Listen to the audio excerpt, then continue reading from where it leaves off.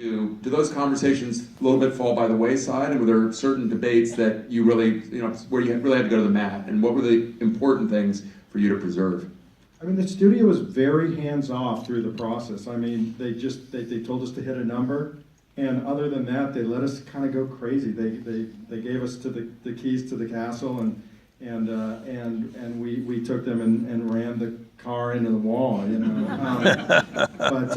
yeah, I think the studio was fantastic and has been fantastic in not limiting us to what we could do. They knew that we were making an apple among oranges, and they didn't try and push us into the orange direction. They kept it authentic and let us make the apple. They even let us make fun of them. I mean, right. One of my favorite jokes in the movie is that, there's just two of you in here, like the studio couldn't afford another X-Men. Yeah. And I was like, that's not what that joke is. Like, they're never going to let us say that, but they. That was a Ryan ad-lib, by the way.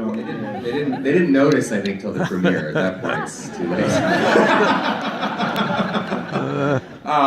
But why? I mean, is that a budget issue that you only have Colossus and Megasonic? Yes, it's a budget issue. You have no money for anything. You can't have a walk in the back. Yeah, but at what point does the budget dictate the comedy? I guess. It all helps each other. I mean, the lower the budget, the better. It's it's one of the great things about the movie is we just we couldn't afford Hugh Jackman, so we stapled him to my face. And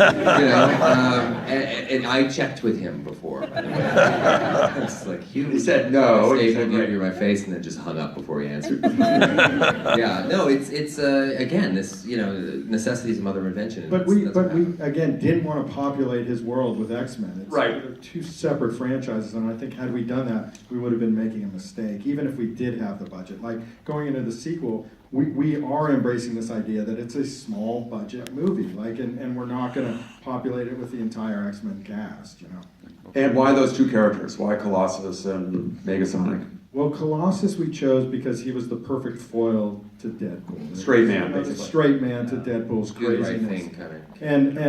And NTW we chose because we fell in love with her name.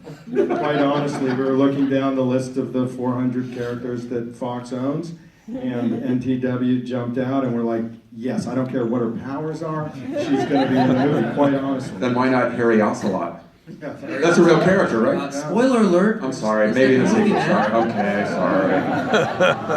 My bad.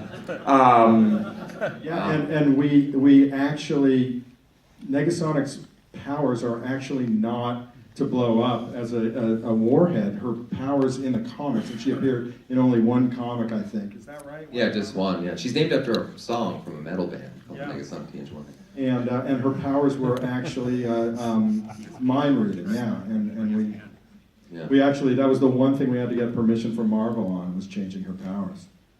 And they said they did a pay us change of something. Yeah, there was a swap. We had to swap. we'll give you Wolverine, but we get to change your powers. Yeah, we did swap some ancillary random character that Marvel would never ever use. I think it was Iron Man. No, the moon. It was the what's He's in the Guardians movie. He's Kurt Russell in the new Guardians movie. Was the character that Fox swapped with Marvel to get us the Negasonic Teenage Warhead powers. Yeah. The guy who we should talk about is your director, who is not here.